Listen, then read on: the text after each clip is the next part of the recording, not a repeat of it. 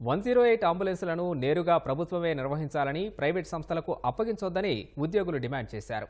రాష్ట్ర వ్యాప్త ఆందోళనలో భాగంగా విజయనగరం కలెక్టరేట్ వద్ద 108 ఉద్యోగులు రిలే నిరాహార దీక్ష చేపట్టారు. తమను ప్రభుత్వ ఉద్యోగులుగా గుర్తించాలని కోరారు. సిఐటియు ఆధ్వర్యంలో కడప కలెక్టరేట్ ఎదుట ఆందోళన చేశారు.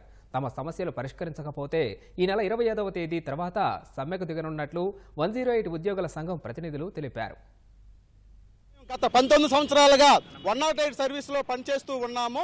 అయితే తుఫాన్లు కానీ, వరదలు కానీ, హుద్దుద్దు కానీ, కరోనా సమయంలో కానీ మా 108 ఉద్యోగస్తులతో చేసినటువంటి సేవలు అమోఘమైనవని చెప్పేసి మాకు మన్ననలు అందుతున్నాయి తప్ప ఇటు ఆర్థికంగా మా ఉద్యోగ భద్రత కానీ, మా జీతభత్యాలు కానీ ఎటువంటివి కూడా పెరగక తీవ్రమైనటువంటి దుర్బలమైన పరిస్థితులు మా 108 ఉద్యోగస్తులు ఎదుర్కొంటూ ఉన్నాము. కాబట్టి 108 సర్వీస్ని ప్రభుత్వమే నిర్వహించాలనేది మా ప్రధానమైనటువంటి డిమాండ్.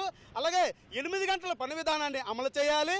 ముఖ్యంగా గత ప్రభుత్వం ఉన్నప్పుడు అరవింద వాళ్ళకి ఇవ్వడం జరిగింది. దాని మెయింటెనెన్స్ 2,20,000 రూపాయలు ఒక బండికి ఇచ్చేవాళ్ళు. అది మినిమం ఒక్కొక్కరికి 50,000 కూడా మించి ఇచ్చే పరిస్థితి లేదు. 1,70,000 రూపాయలు అదనంగా ఒక బండి మీద అరవింద యాజమాన్యం తీసుకుంటూ ఉండేది. అట్లాగే ఇప్పుడు ఉన్నటువంటి ప్రభుత్వం మళ్ళీ ఇది రద్దు చేసి వేరే వాళ్ళకి ఇవ్వమని చెప్తున్నారు. మేము సిఐటిగా ఒకటే డిమాండ్ చేస్తున్నాం, 108 ఉద్యోగులందరినీ తక్షణమే పర్మనెంట్ చేయండి. గత ప్రభుత్వంలో, తెలుగుదేశం ప్రభుత్వంలో 4,000 రూపాయలు ఇన్సెంటివ్ ఇచ్చేవాళ్ళు.